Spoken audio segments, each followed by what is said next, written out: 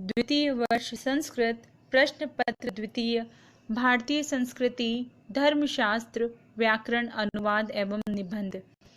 इस प्रश्न पत्र के अंतर्गत आज हम आश्रम व्यवस्था के गृहस्थ आश्रम के विषय में अध्ययन करेंगे। ब्रह्मचर्य आश्रम के आदर्श जीवन को व्यतीत करने के पश्चात मनुष्य गृहस्थ आश्रम में प्रवेश करता है। यह आश्रम विवाह संस्कार के पश्चात प्रारंभ होता था एवं 25 से 50 वर्ष की अवधि के मध्य रहता था। आश्रमों में इस आश्रम को सर्वाधिक महत्व दिया गया था क्योंकि मनुष्य अपने जीवन के महत्वपूर्ण कार्यों का संपादन इस आश्रम के अंतर्गत रहकर करता था। मनुस्मृति में इस आश्रम के संदर्भ में कहा गया है, यथा वायुं समाश्रित्य वर्तन्ते सर्वजन्तवः तथा गृहस्थम् आश्रित्य वर्तन्ते सर्वाश्रमा। ब्रह्मचर्य आश्रम की समाप्ति के पश्चात गुरु की आज्ञा से मनुष्य गृहस्थ आश्रम में प्रवेश करता है।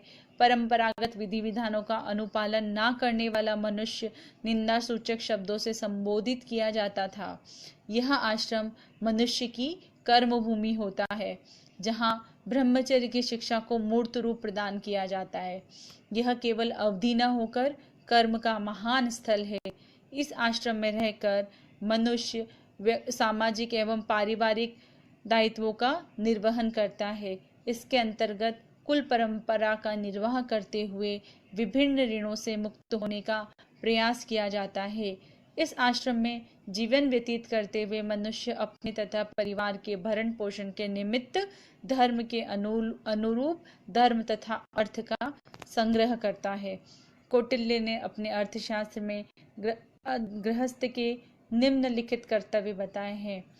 अपने धर्म के अनुकूल जीविका का पालन करना, विधि पूर्वक विवाह करना, अपनी विवाहिता पत्नी से संपर्क रखना, देवताओं पितरों सेवकों को खिलाने के पश्चात बचे हुए अन्न को ग्रहण करना। मनुस्मृति में गृहस्थ के 10 धर्मों का उल्लेख किया गया है। धृति, क्षमा, दम, अस्तेय, शौच, इंद्रिय निग्रह, ज्ञान, विद्या, सत्य, क्रोध, त्याग। महाभारत के अनुशासन पर्व में गृहस्थ के कर्तव्यों का निरूपण हुआ है। इसमें दूसरी स्त्री के साथ संपर्क न करना, अपनी पत्नी तथा घर की रक्षा करना, ना दी गई वस्तु को न लेना, मधु का सेवन न करना, मांस भक्षण न करना गृहस्थ के प्रमुख कर्तव्य बताए हैं।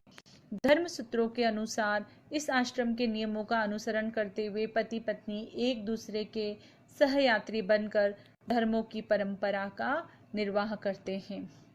ब्रह्मचर्य आश्रम में जहाँ ज्ञान को सर्वोच्च वरीयता प्रदान की गई है, वहीं गृहस्थ आश्रम में कर्म को जीवन का अभिष्ट लक्ष्य निर्धारित किया गया है। गृहस्थ आश्रम में रहकर मनुष्य नैतिक, सामाजिक, धार्मिक, वैयक्तिक एवं आर्थिक कर्तव्यों का निर्वाह करता था। अपने कर्मों के आधार पर गृहस्थ जीवन का संचालन करने वाला मनुष्य समाज में आदर योग्य एवं प्रशंसनीय था। जो मनुष्य दूसरों पर अवलंबित रहता था उसकी सामाजिक प्रतिष्ठा नगण्य थी। एक सच्चा गृहस्थी दान देने में सदैव आगे रहता था, अपने घर आए हुए अतिथि का स्वागत करता था। मनुस्मृति में यह विधान है कि जिस गृहस्थी के घर में शक्ति के अनुसार आसन, भोजन, शैया, जल, फल, मूल से अतिथि का स्वागत न होता हो, वहां अतिथि को निवास नहीं करना चाहिए। मनुष्य के जीवन में संस्कारों की उपादेयता स्वयं सिद्ध है। प्राचीन व्यवस्थाकारों ने जीवन में 16 संस्कारों का विधान किया था। प्रशासन के संबंध में इन संस्कारों का बहुत अधिक महत्व है क्योंकि यह संस्कार इसी आश्रम के अंतर्गत संपन्न किए जाते हैं। केवल समावर्तन संस्कार ही ब्रह्मचर्य आश्रम में संपन्न नहीं किया जाता था। गर्भाधान, पुंसवन, सीमंतोन्नयन, जातकर्म, नामकरण, निष्क्रमण, अन्नप्राशन, चूड़ाकर्म, कर्णछेदन, विद्यारंभ, उपनयन, विवाह, अंत्येष्टि आदि गृहस्थ आश्रम में रहकर संपन्न किए जाने वाले संस्कार थे। विवाह संस्कार से व्यक्ति के गृहस्थ जीवन का प्रारंभ होता था। इसके पश्चात गर्भाधान से लेकर अंत्येष्टि तक सभी संस्कार इस आश्रम में संपन्न किए जाते थे। गृहस्थ आश्रम में रहते हुए व्यक्ति कई ऋणों से मुक्ति प्राप्त करता था। महाभारत के अनुशासन पर्व में व्यक्ति पर 4 प्रकार के ऋण माने गए हैं: देव ऋण, पितृ ऋण, ऋषि ऋण, मानव ऋण। प्राचीन व्यवस्थाकारों ने इनमें से प्रथम 3 ऋणों को महत्व दिया है। इन ऋणों से मुक्ति पाना मनुष्य के लिए अति आवश्यक था। मनुस्मृति के अनुसार जो व्यक्ति इन ऋणों को पूर्ण नहीं करता वह नरक का भागी होता है। विधि विधान से विद्या अध्ययन कर, धर्म के अनुकूल पुत्र उत्पत्ति कर या यज्ञ अनुष्ठान कर मोक्ष प्राप्त करके इन ऋणों से मुक्ति प्राप्त की जा सकती है। इन ऋणों के मूल में व्यापक मानवीय कल्याण की भावना निहित थी। प्राचीन परंपरा में यज्ञ का बहुत अधिक महत्व था। यज्ञ के अनुष्ठान से व्यक्ति को लौकिक, पारलौकिक एवं आध्यात्मिक शक्ति प्राप्त होती थी। अपने जीवन को सुखी एवं संपन्न बनाने के लिए मनुष्य यज्ञ अनुष्ठान करके अपने जीवन को पुनीत बनाता था। मनुष्य अपने जीवन के दैनिक कार्यों को संपादित करने में जाने अनजाने तरह तरह के पाप का भागीदार बन जाता था। इसलिए उसे यज्ञ करके पश्चाताप करना आवश्यक होता था।